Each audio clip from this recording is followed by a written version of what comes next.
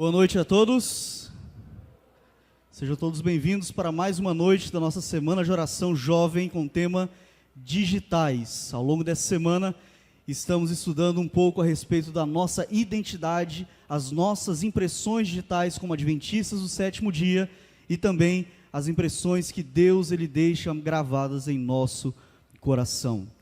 Essa noite foi bem especial, o louvor, eu gostei de ver o pessoal jovem bem envolvido aqui numa banda, né, os adolescentes aqui na banda. Pude relembrar de alguns momentos também da minha história, envolvido também na música, uma área que eu sempre gostei, fui apaixonado pela música desde criança, e é muito bom ver esse legado continuando através de outros corações que também servem a Deus. E ontem nós começamos falando a respeito de uma das figuras mais emblemáticas da nossa denominação, a pessoa de Ellen Gold White. Ontem nós falamos o que a Igreja Adventista do Sétimo Dia acredita em relação aos seus escritos, como tratamos os conselhos, como ela mesma se enxergava e como ela tratava os seus escritos diante da sociedade ao seu redor. Sem dúvida alguma, estamos falando de uma mulher à frente de seu tempo, de uma mulher inspirada por Deus. E hoje, nessa noite, nós vamos então dar continuidade para falar um pouquinho da Ellen White, que muitas vezes nós não conhecemos, nem sequer ouvimos falar. Muitas vezes a imagem que temos construída a respeito dela, de uma pessoa autoritária, inflexível, muitas vezes rígida, mas será que ela era mesmo assim? Quando nós olhamos para os seus escritos, nós encontramos conselhos que ultrapassam séculos e que chegam até nós hoje. E como nós lidamos com esses escritos? Como nós lidamos com, muitas vezes, uma imagem que uma pessoa constrói a respeito dessa mulher? Então hoje, nessa noite, convido você para embarcarmos juntos nessa jornada de conhecimento a respeito da nossa identidade e de descobrirmos também, quem sabe, grandes verdades a respeito dessa mulher, Ellen Gold White. Hoje em dia nós podemos dizer que vivemos em um mundo bastante polarizado, e isso não é diferente dentro da igreja. Dentro da igreja nós vivemos um choque geracional, e esse choque ele sempre existiu. O choque geracional de achar muitas vezes uma geração do passado, uma geração pioneira, muitas vezes pensa que a sua era de ouro era a correta. As tradições, os costumes do seu tempo eram os corretos. Talvez a geração atual, nesse novo embate, pense que o certo, o correto, o que agrada a Deus é o que é do meu tempo. E esse conflito ele acontece de tempos em tempos. E quem sabe, através hoje com as redes sociais, dando voz a muitas pessoas, talvez o debate, o discurso tenha ficado mais acalorado e as opiniões também mais controversas e diversas também. Quem sabe numa rede social, se você pudesse se deparar com um tweet desse aqui, uma frase sendo postada, um texto sendo postado, e esse texto você se depara com ele, que ser cristã não significa se vestir brega e com mau gosto. Se nos vestimos na moda com bom gosto e as pessoas do mundo se vestem igual, vamos mudar nosso jeito de vestir só para ser diferente deles? Jamais. Não precisamos ser diferentões, os cristãos são a luz do mundo para brilhar e o sal da terra para dar sabor.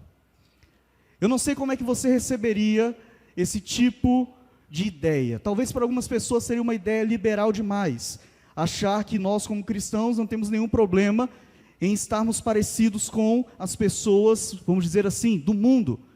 Talvez para algumas outras pessoas seria uma posição bastante equilibrada, uma posição bastante neutra. E a questão é que hoje em dia nós gostamos às vezes de classificar e de polarizar tudo. Isso é tradicional, isso é liberal, isso é moderno. E a gente fica nessa polarização e nos esquecemos daquilo que nos une como um só povo, independente do tempo que nós temos de igreja, independente do ano, da década em que nós nascemos. O que nos une é uma fé em Cristo Jesus. Os tempos passam, os costumes vão mudando, mas a nossa fé permanece inabalável. E esse que parece ser um texto muito moderninho, ele está só reformulado. Porque quem escreveu isso aqui em 1864 foi Ellen White. Talvez algo que a gente nunca imaginasse que ela teria escrito, não é? Mas ela escreveu: como um povo, não cremos que nosso dever de sair do mundo seja estarmos fora da moda. Se temos um tipo de vestuário, e aqui ela coloca algumas classificações, de bom gosto, natural, modesto e confortável, e jovens descrentes escolhem vestir-se como fazemos, nós devemos mudar essa maneira de vestirmos a fim de ser diferentes do mundo? E ela responde a própria pergunta: não, não devemos ser excêntricos ou singulares no nosso vestuário para diferir do mundo, temendo que nos desprezem por assim fazermos. Os cristãos são a luz do mundo e o sal da terra. Provavelmente ninguém nunca mostrou esse texto de Ellen White para você, porque nós convivemos às vezes com as pessoas que tentam defender o espírito de profecia de uma maneira que colocam seus escritos acima das escrituras sagradas, ou ainda escolhem os textos mais ferozes, escolhem os textos mais fortes. E como nós vimos na noite de ontem, isso acontecia enquanto ela ainda estava viva. As pessoas usavam os textos mais fortes para poder subjugar outras pessoas. Mas hoje, a proposta para cada um de nós é refletirmos nos mitos sobre Ellen Gold White. E eu convido vocês para fazermos essa jornada histórica, para relembrarmos quem foi essa mulher, o que ela contribuiu para nós como igreja, como denominação, e de fato entendermos quem foi essa mulher e qual foi o seu papel na contribuição de tudo aquilo que nós representamos. Vamos falar um pouquinho a respeito de música. No meu perfil do Cevada Pop no Instagram, um dos primeiros vídeos virais foi a respeito de música. E de fato parece que todo adventista é assim, não é? Parece que todo adventista, ele é especialista em música e em nutrição. Vocês já perceberam isso? Parece que entende de tudo, não é? E aí então, uma pergunta chegou através das caixinhas de perguntas, e chegou para mim a seguinte pergunta: é pecado para um adventista ouvir música secular? Foi um dos primeiros vídeos virais, acho que eu gravei ele em abril, em março deste ano. E aí então, a minha resposta não é minha, pessoal. A minha resposta é algo que a igreja, como instituição, já votou há cerca de 20 anos atrás, no documento mais atual que nós temos sobre música, Filosofia Adventista sobre Música. Nesse documento, o que é que está escrito sobre música secular? Está escrito isso aqui, ó: música secular é uma música composta para ambientes alheios ao serviço de culto, ou seja, não é para ambiente de igreja, música secular, ou de devoção pessoal, e apela aos assuntos comuns da vida e das emoções básicas do ser humano.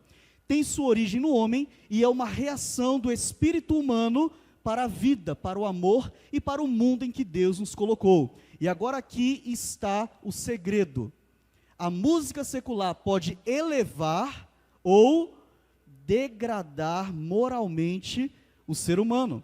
Embora não seja destinada a louvar a Deus, pode ter um lugar autêntico na vida do cristão. E é claro, em sua escolha, devem ser seguidos os princípios apresentados neste documento. Então você pode pesquisar no Google, Filosofia Adventista sobre Música, ano de 2004, o documento mais recente que nós temos votado sobre música, e ele possui essa posição, de que quando tratamos a respeito de música secular, conforme o documento acredita o que é música secular, são músicas que são alheias ao serviço de culto e que elas podem trazer algum tipo de benefício também para o ser humano. E é claro, nas redes sociais a gente está sujeito a qualquer tipo de comentário, não é verdade? Principalmente quando fura a bolha, quando começa a viralizar. E eu poderia ter trago mais comentários aqui, mas a maioria deles, alguns foram nesse sentido, não é? E o que diz o espírito de profecia, né? Isso aí é o que diz o documento, mas o que diz o espírito de profecia sobre música secular? Outro colocou assim: sim, música secular é pecado para o adventista ouvir. Ele continua: o espírito de profecia, livro Música e Influência na Vida do Cristã. Ou cremos que a senhora Ellen White é profeta, ou não cremos e queimamos os livros dela. Simples assim. Músicas que contêm batidas e guitarra, Deus não aceita como louvor. Clássico, né? E eu gostei muito desse comentário porque ele cita um livro. Qual é o livro que ele cita aqui? Música e Influência na Vida Cristã. O nome desse livro, dessa compilação, é Música, Sua Influência na Vida do Cristão. É uma compilação de vários textos. Ellen White nunca dedicou um tempo de toda a sua vida para escrever um livro só sobre música. Ela nunca fez isso. Esse livro é uma compilação de vários textos ao longo de toda a sua vida. Uma carta aqui sobre um culto, outra carta aqui sobre um outro culto que estava errado a respeito da música. E com isso, então, se juntou a compilação, anos depois de sua morte, Música, Sua Influência na Vida do Cristão. Mas é interessante nós entendermos uma coisa que muitas pessoas ao assistirem o vídeo não entenderam. Música secular, de acordo com o documento Filosofia Adventista sobre Música, não significa necessariamente o quê? Música profana. Música secular é uma coisa. Música profana tem lugar autêntico na vida do cristão? Não. E como que eu sei que uma música ela é profana? Pelos temas, pelo que essa música gera para mim, aonde essa música vai me levar. Então, quando a igreja acredita que música secular tem um lugar autêntico, ela mesma no documento já coloca e indica princípios para a escolha desse tipo de música. E como eu falei para vocês, a gente teve ali um comentário, não é? Que disse que música secular é pecado e citou o quê? Espírito de profecia. Num argumento, isso é o argumento mais usado, não é? Qualquer discussão, se você mete o argumento, espírito de profecia, Ellen White, já leu o que Ellen White disse? A outra pessoa se cala, porque muitas vezes ninguém estuda Ellen White, e aí fica por isso mesmo, ninguém mostra texto nenhum, só fala o nome dela. E aí acaba o argumento. Mas o que diz o livro Música, Sua Influência na Vida do Cristão? Esse livro tem um capítulo inteiro só sobre música secular, capítulo 7. No capítulo 7 do livro Música, Sua Influência na Vida do Cristão, Ellen White, em todas as citações deste capítulo, ela está apreciando, elogiando a música secular da sua época. E aí? O documento da igreja de 2004 está ferindo o que Ellen White escreveu séculos atrás? Não. Ela mesma já sabia que existia beleza mesmo em ambientes alheios ao culto. E talvez a pessoa que citou o livro para mim nunca abriu o livro para ler. Porque se tivesse aberto, o capítulo inteiro é Ellen White elogiando a música, a arte, a cultura da sua época. Claro, não era qualquer tipo de arte, até porque não significa que o espírito de profecia é liberal para autorizar qualquer tipo de música. Ellen White fala sobre músicas impróprias? Sim. Toda vez que Ellen White vai falar sobre música imprópria, ela usa essas palavras aqui. Não se ouviam valsas frívolas ou canções petulantes. Outro texto dela. Canções frívolas e partituras de músicas populares de sucesso parecem estar de acordo com o seu gosto. Ela está criticando aqui. Canções baixas, gestos e expressões e atitudes licenciosos depravam a imaginação e rebaixam a moralidade. Então significa que para Ellen White qualquer música secular era permitida, sim ou não? Não. Existiam músicas frívolas na sua época. Existiam músicas que rebaixavam o ser humano para a imoralidade. E para isso ela se posicionou sabiamente contra. E é claro, talvez você esteja pensando, mas pastor, eu já tomei uma decisão na minha vida. Eu não escuto mais música secular. Parabéns. Esse é o ideal. Mas não significa que nós, como igreja, numa pluralidade de pessoas, não tenhamos também pessoas que às vezes ouvem uma música que não se encaixa em nenhum tipo dessas aqui, sejam frívolas, petulantes. Aqui ela está falando de partituras de músicas populares de sucesso. Se você pega o top 50 do Spotify, eu acho que vai se enquadrar nisso aqui que ela está falando, provavelmente. Músicas frívolas, canções que rebaixam. Esse é o posicionamento não só dela, mas é um posicionamento bíblico, é um posicionamento cristão a respeito do assunto.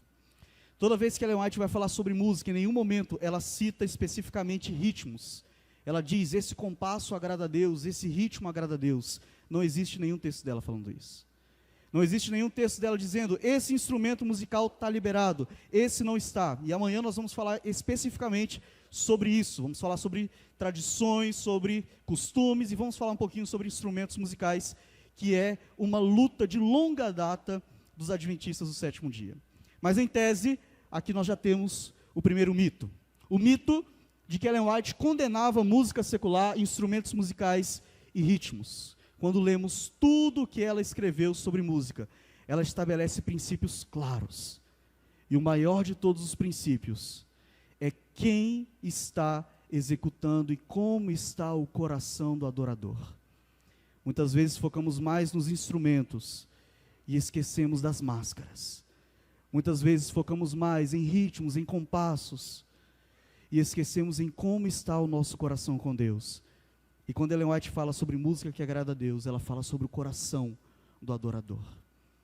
Vamos passar. Encenações, dramatizações, teatro. Existem muitas pessoas que acreditam que Ellen White era contra qualquer tipo de encenação, qualquer tipo de dramatização. E de fato ela foi muito enfática sobre isso. Vamos ver alguns textos. Ela diz em Testemunhos para a Igreja, volume 4, escrito em 1881, entre os mais perigosos lugares de diversões, acha-se o teatro. Em vez de ser uma escola de moralidade e virtude, como muitas vezes se pretende, é um verdadeiro foco de quê? Imoralidade. Isso era o teatro na época dela. O teatro na época de Ellen White não era um ambiente familiar, era um ambiente onde apelos e piadas sexuais desse tipo de conotação aconteciam com frequência. De fato, não era um ambiente próprio para o cristão. E tudo que envolvia a respeito do teatro, envolvia também apostas, bebidas alcoólicas, ou seja, era aquele tipo de ambiente. Às vezes quando a gente vai assistir um filme do faroeste, muitas vezes aparecem alguns tipos de teatros, e eles eram daquele jeito. E veja só, ela continua. Hábitos viciosos, ou seja, os jogos de azar, e propensões pecaminosas, como orgias, bebedeiras, são fortalecidos e confirmados por esses entretenimentos. Canções baixas, gestos e expressões e atitudes licenciosas depravam a imaginação e rebaixam a moralidade. Todo jovem que costuma assistir a essas exibições se corromperá em seus princípios. Perceba que aqui ela está falando do ambiente do teatro ou do conteúdo que está sendo apresentado ali. Do quê? Do conteúdo. O que acontecia ali naquele lugar. E de fato, existia também algumas outras coisas que eram retratadas no teatro. Tanto peças que tratavam a respeito da vida, mas a grande maioria para agradar o público. E às vezes assim até hoje, não é? Os conteúdos mais virais são sempre esses que muitas vezes fogem daquilo que é o padrão bíblico de moral que nós temos. Mas isso significa que encenações são condenadas por Deus? Não. Veja só. Profetas e Reis, página 215. Encenações dramáticas eram o método que Deus usava com os profetas. Vamos ver.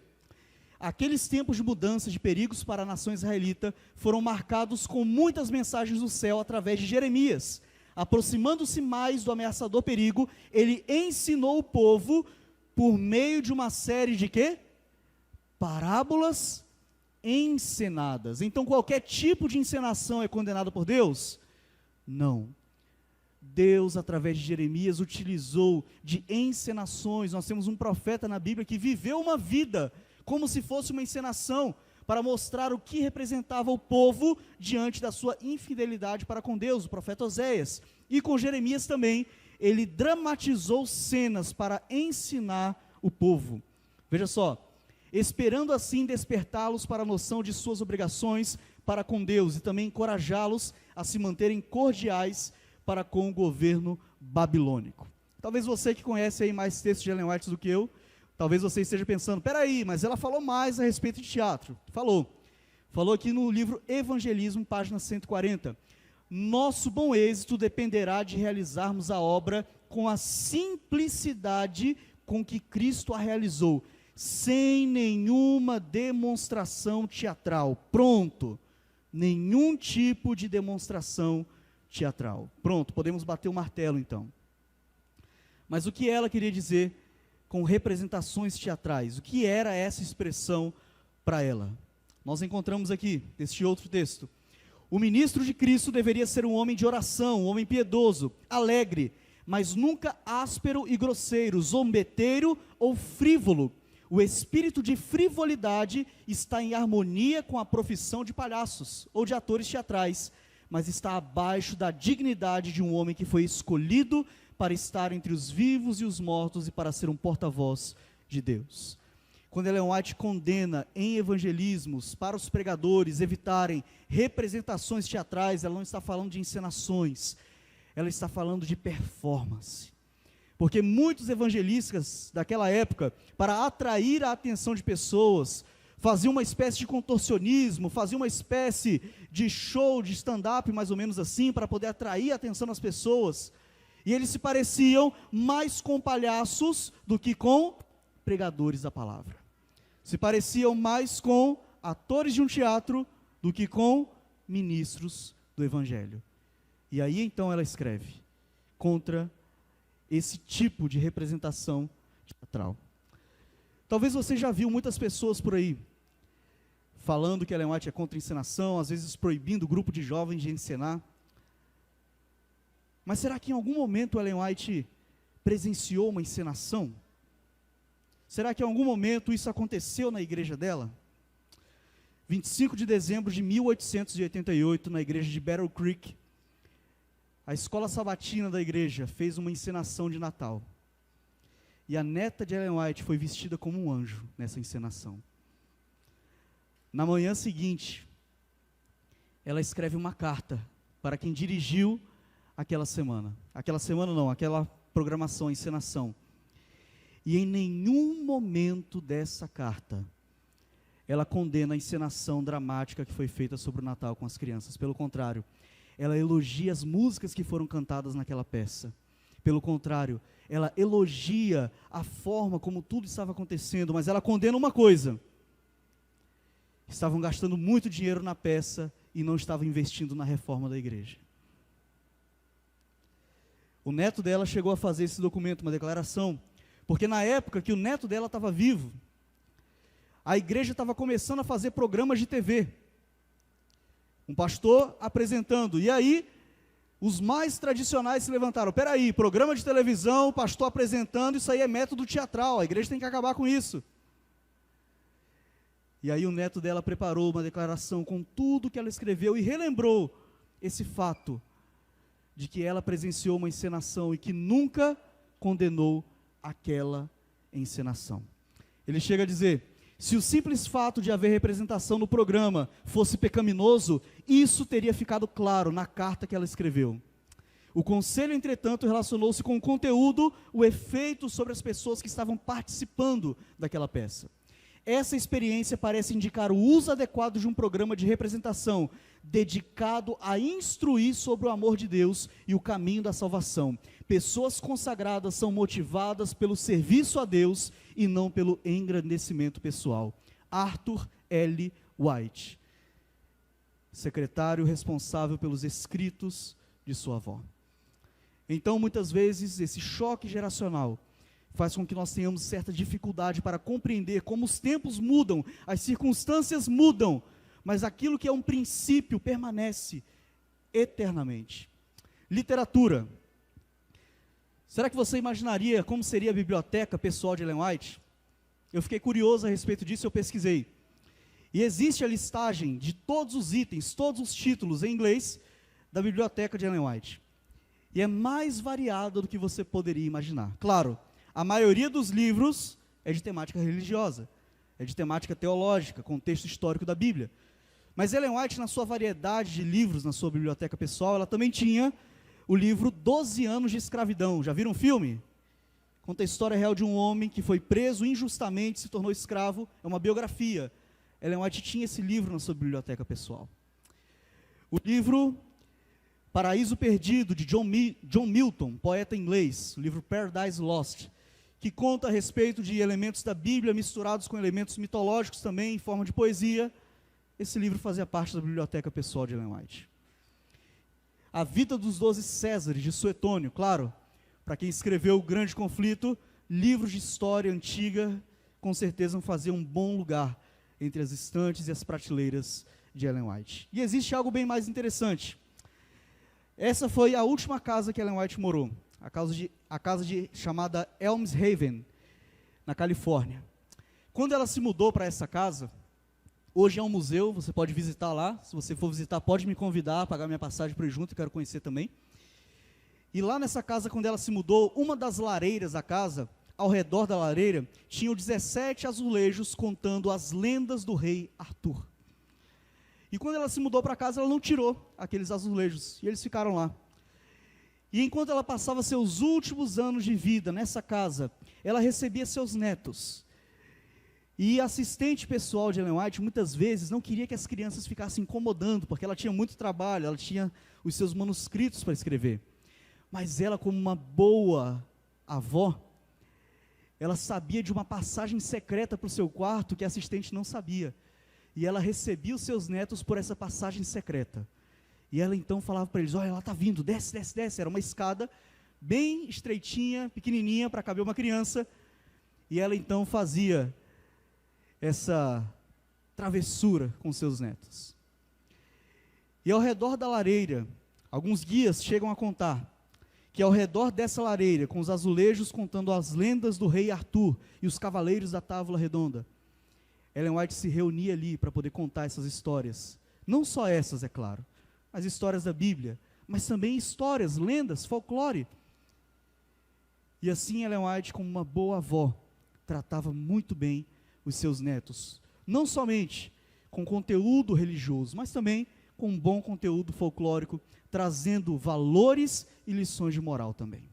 Então, o terceiro mito, não é? De que Ellen White não consumia conteúdo secular. Não é isso que diz a biblioteca dela e nem a última residência em que ela morou. O mito da profetisa inflexível. Esse é um dos mitos mais famosos. O mito de que tudo que ela escreveu está batido ali e é isso mesmo e pronto e acabou. Ela nunca voltava atrás naquilo que ela havia escrito. Sabe quem foi enquadrado com isso uma vez? Ela mesma. Uma vez uma escola estava numa campanha de matrículas. E essa escola, na campanha de matrículas, um funcionário se levantou e falou, peraí, a irmã White escreveu que até os 10 anos de idade a criança tem que ser criada em casa. Vamos ter que refazer toda a nossa grade aqui escolar. Porque Ellen White escreveu assim. E aí ficou uma divisão na escola, uns funcionários de um lado e outros de outro. E eles lembraram, peraí, ela está viva, não está? Vamos chamar ela aqui. Irmã White, explica para a gente o que você escreveu. É até os 10 anos, não é? A escola tem que seguir os seus escritos. A resposta está registrada, porque houve uma ata naquela reunião. Ellen White foi chamada na escola para explicar o que ela escreveu. Olha só que coisa. Se fosse hoje em dia, era tanta chamada de vídeo com ela, né? Nas comissões de igreja, para ela poder explicar o que ela escreveu, letra por letra, palavra por palavra. Eles tinham a sorte de ter ela viva para poder fazer isso. Mas parece que ela estava um pouquinho sem paciência nesse dia, tá? Para mim é um dos episódios mais cômicos de Ellen White, a forma como ela responde a essas pessoas. E ela está registrado aqui. Ela explica. Quando eu ouvi, porém, quais eram as objeções a saber que as crianças não podiam ir à escola até que tivessem 10 anos de idade, o que eu quis dizer? Ela está escrevendo aqui. Eu quis dizer que não havia uma escola na qual se observasse o sábado, quando me foi dada a luz, de que as crianças não deviam frequentar a escola até que tivessem idade suficiente para serem instruídas. Elas deviam ser educadas em casa para saber quais eram as maneiras apropriadas quando fossem à escola e para não ser desencaminhadas. E aqui agora parece que a velhinha perde a paciência. Vê só o que ela escreve. Que ela diz, né? Foi escrito e relatado aqui. É assim que é, e meu espírito tem sido muito agitado quanto à ideia. Qual era a ideia que deixava ela agitada? Ora, a irmã White disse assim e assim. E a irmã White falou isso e aquilo, e portanto procederemos exatamente de acordo com isso. Pensa numa coisa que deixava ela agitada, era isso. Ficar falando o que ela disse, o que ela não disse. E ela termina, conclui dizendo: Deus quer que todos nós tenhamos bom senso, e deseja que raciocinemos movidos pelo senso comum. As circunstâncias alteram as condições, as circunstâncias modificam a relação das coisas. Em outras palavras, ela disse: Deus não proibiu vocês de terem cérebro não, meus amigos. Podem raciocinar, não é pecado. É isso que ela está dizendo. As pessoas estavam mais preocupadas em dizer, ela disse que até os 10 anos em casa, não é. Chamaram ela na reunião da escola para resolver isso. E ela já estava cansada de ter que lidar com, eu disse isso, a irmã White escreveu aquilo. E os irmãos não estavam mais pensando pelo bom senso, não estavam mais raciocinando. Estavam presos a palavras e letras frias. E isso entristecia o coração da irmã White. Qual é o peso de um profeta? Qual é o fardo que um profeta carrega? Talvez um dos textos mais tristes que ela já escreveu é esse próximo texto. O texto que para mim exala qual é o fardo de ser um profeta, alguém que tem visões, que escreve mensagens de Deus. Qual é o peso de ser uma pessoa assim? Ela escreve, 1900, 15 anos antes dela descansar. Parece ser impossível que eu seja compreendida pelos que possuem a luz, mas não têm andado nela. O que eu disse em conversas particulares é repetido de tal maneira que significa exatamente o oposto do que eu queria dizer. Caso os ouvintes fossem santificados na mente e no espírito.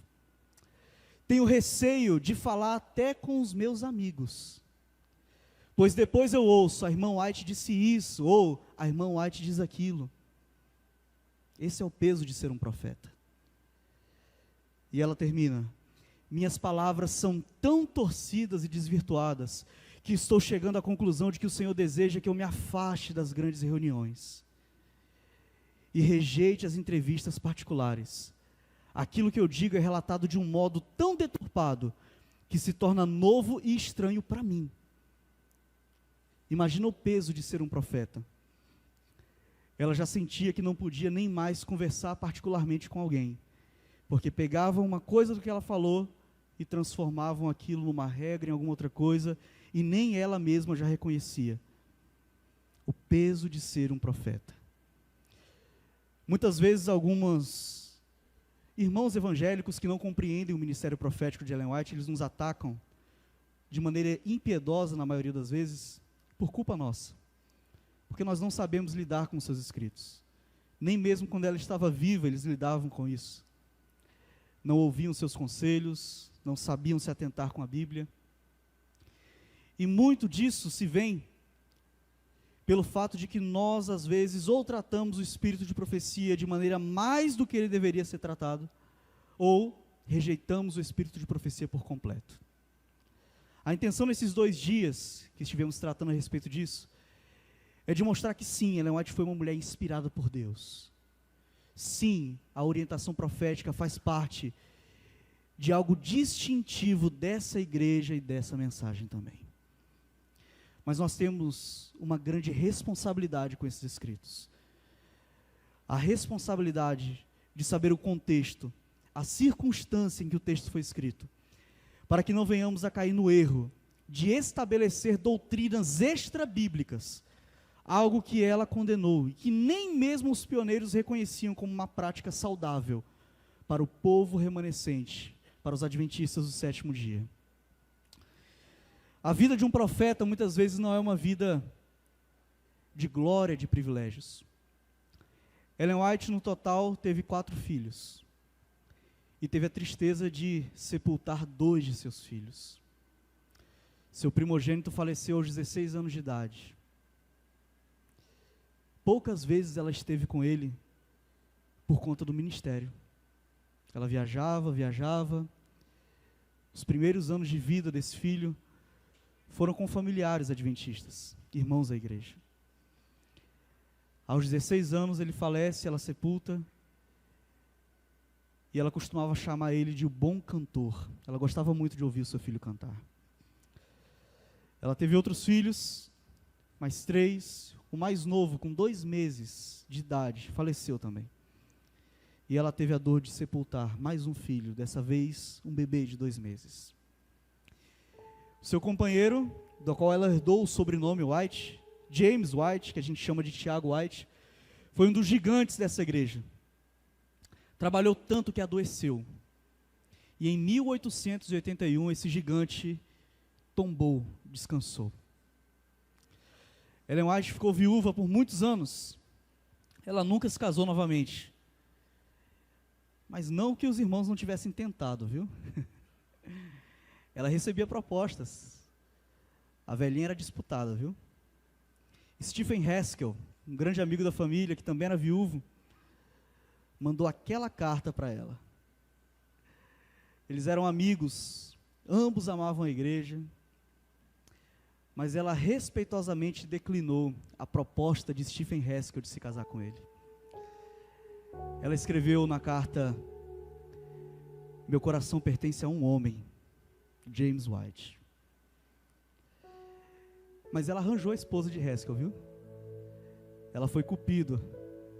Ela casou Haskell com uma outra amiga que ela tinha e mandou os dois para Avondale, na Austrália, para dirigirem um dos maiores colégios daquela época.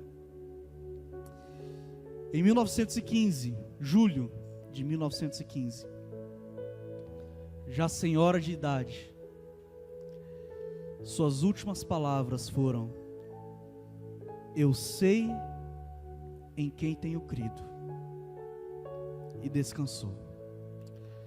Parafraseando o apóstolo Paulo, numa das cartas mais tristes que ele escreveu, numa das cartas mais alegres que ele escreveu, num dos períodos que deveria ser o período mais triste, ele estava preso.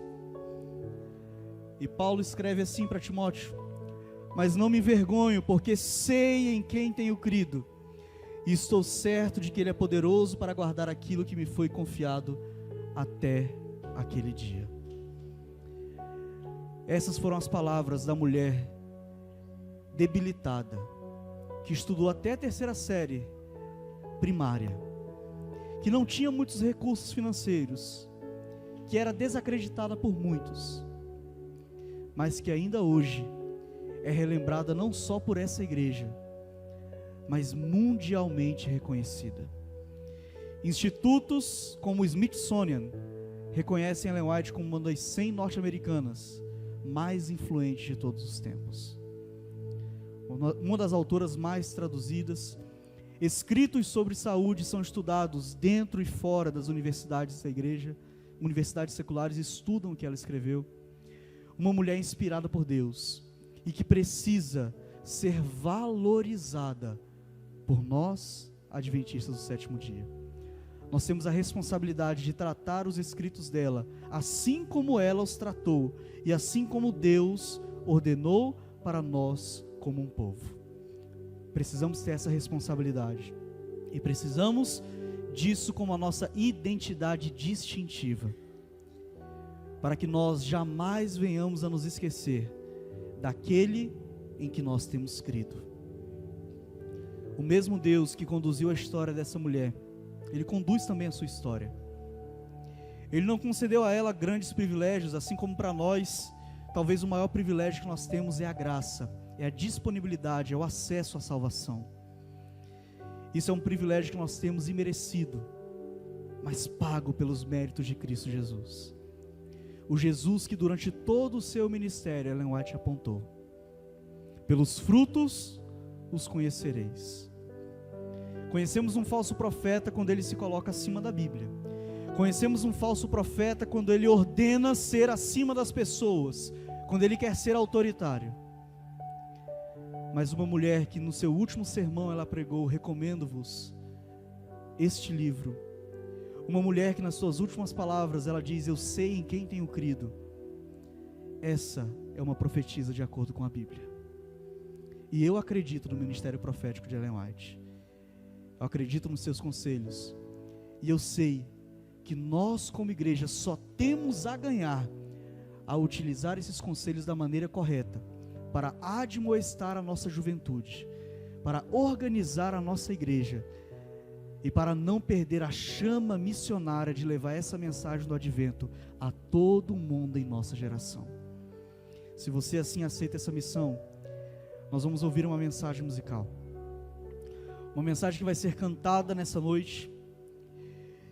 E quem sabe se no seu coração você veio até esse lugar com dúvidas a respeito desse ministério de Ellen White, ou quem sabe se você fazia um mau uso dos escritos de Ellen White, hoje é o momento de você refazer a sua história com Deus, de você buscar pelo equilíbrio, buscar pela unidade desse povo como uma só família em Cristo Jesus. Que Deus abençoe a sua vida e o seu coração.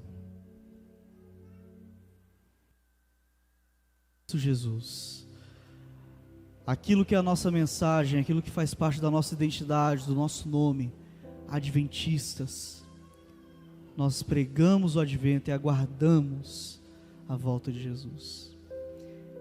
Que nunca, jamais venhamos a perder a esperança por esse tão sonhado dia. E se assim você deseja, não somente cumprir essa esperança, mas de se manter firme, fiel a Deus até este momento, feche seus olhos, vamos orar. Amantíssimo Deus, glorioso, poderoso Pai Celestial, nós te agradecemos, Senhor, porque apesar das nossas falhas, temos em Ti a oportunidade de uma vida eterna. Temos em Cristo Jesus a chance de uma nova vida, de uma nova história, para ser reescrita ao Teu lado, Senhor. E que venhamos a cada dia mais aprender com as histórias dos homens e mulheres que o Senhor escolheu para guiar o Teu povo em diferentes momentos da história. E sabemos que uma dessas pessoas foi a mulher chamada Ellen Goldwhite, que durante toda a sua vida contribuiu para que a pregação do Evangelho avançasse, para que corações fossem transformados e para que pessoas se achegassem humilhadas aos pés do Jesus Cristo que ela tanto pregou. Fortaleça cada vez mais a nossa fé na Tua palavra, na revelação que o Senhor deixou para nós, naquilo que nós temos como crenças fundamentais, aquilo que nos une como povo remanescente, para que sejamos unidos nesta pregação de anunciar a este mundo que Jesus está voltando. Mas antes de pregar, que possamos viver este Evangelho, viver na prática dentro de casa, viver na prática dentro da igreja, para que enfim possamos sair da nossa zona de conforto e levar essa mensagem adiante. Fortaleça a fé de cada pessoa que está aqui representada, Senhor. Nos dê uma ótima noite, assim te oramos em nome e por amor de Jesus. Amém. Uma boa noite a todos, que Deus abençoe a cada um de nós.